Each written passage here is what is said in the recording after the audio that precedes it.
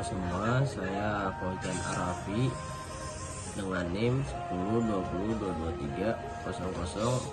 102022300393. Halo semuanya, saya Muhammad Fairuz Zaki dengan NIM 102022300430. Assalamualaikum, halo semuanya. Perkenalkan, nama saya Agung Wisnu Haikal dengan NIM 102022300408. Saya Raditya Parda Afandi dengan NIM 102022300429. Teknologi rekayasa genetik merupakan inti dari bioteknologi yang memodifikasi karakteristik organisme. Teknologi ini telah banyak diaplikasikan kepada berbagai bidang seperti penelitian, obat-obatan, industri, dan pertanian. Untuk metode penelitian yang kami gunakan adalah penelitian perkembangan dan penelitian kasus yang diambil dari film The Amazing Spider-Man. Untuk landasan teori yang mendukung penelitian teknologi rekayasa genetik dalam penelitian kami meliputi 1. Rekombinasi DNA. Teknik ini pertama kali diperkenalkan oleh Paul Berg pada tahun 1972, lalu dikembangkan lagi oleh Gentech pada tahun 1976. Rekombinasi DNA memungkinkan membuka jalan bagi pengembangan dari organisme dan produk. Lalu yang kedua adalah manipulasi gen, melibatkan molekul modifikasi genetik organisme untuk memperoleh genetik baru yang diinginkan. Lalu landasan teori yang ketiga adalah pemuliaan selektif. Pemuliaan selektif melibatkan pemilihan dan perkawinan organisme sifat-sifat yang diinginkan untuk menghasilkan keturunan yang lebih unggul.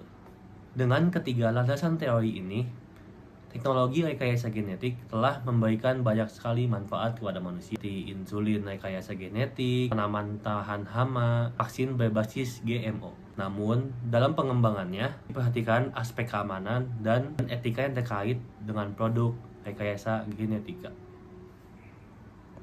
Masuk pada bagian pendahuluan. Teknologi rekayasa genetika dilatar belakangi oleh kemajuan teknologi saat ini untuk mengatasi berbagai masalah dan mempermudah situasi saat ini. Teknologi rekayasa genetika sangat didukung oleh para ilmuwan, para petani, para perusahaan-perusahaan kesehatan dan lingkungan. Walaupun teknologi rekayasa genetik mengundang banyak kontroversi, di beberapa aspek sangat dibutuhkan agar mengalami perkembangan organisme yang lebih baik dan unggul. Masuk pada bagian gagasan. Bagian gagasan berisi uraikan tentang yang pertama adalah A. Kondisi kekinian pencetus gagasan. Pencetus pertama gagasan ini adalah Paul Berg pada tahun 1972 dan segera dikembangkan oleh Genentech pada tahun 1976 untuk memproduksi insulin manusia. Paul Berg berhasil menciptakan teknik rekombinasi molekul DNA pada tahun 1972.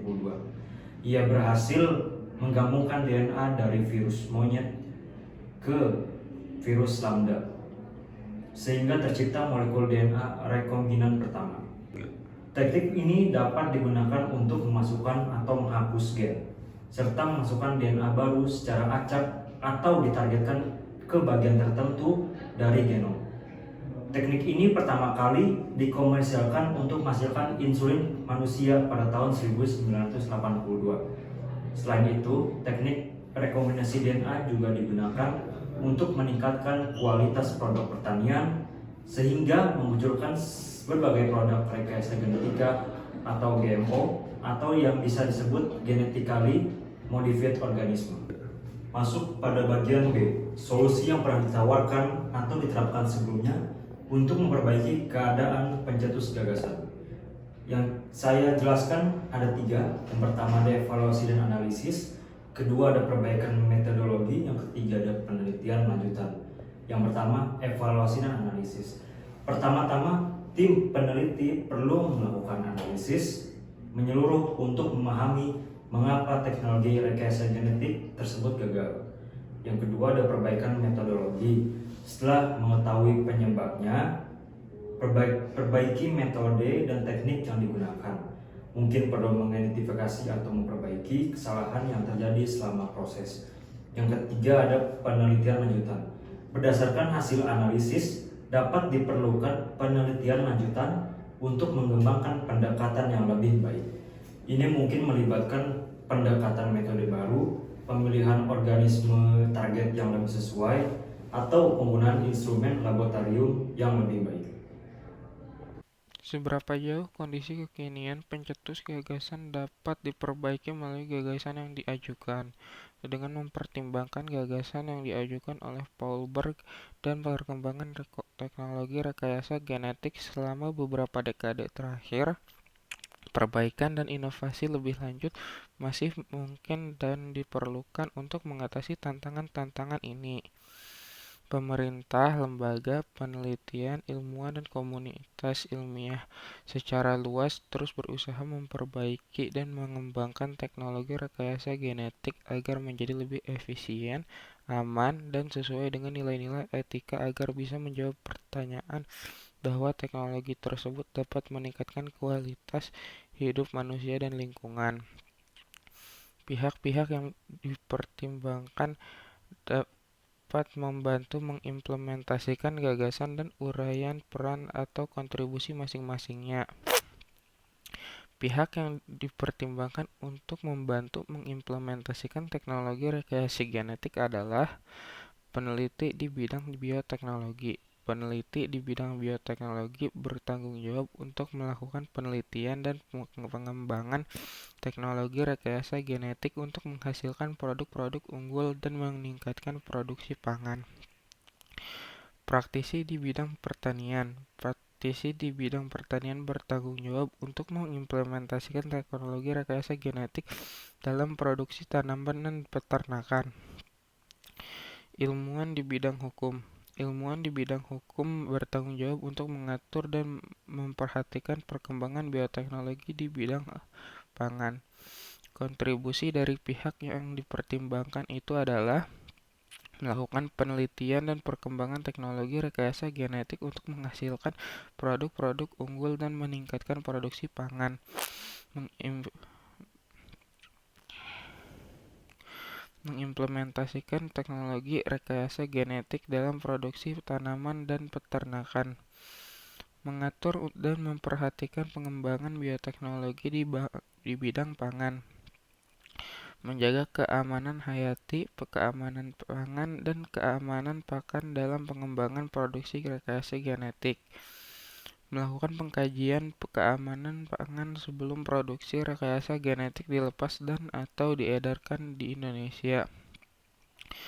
Memberikan masukan rencana aksi ke depan dan saran kepada pihak-pihak mengenai dampak buruk penerapan produk rekayasa genetik dan ancaman terhadap keberlanjutan ekosistem pertanian.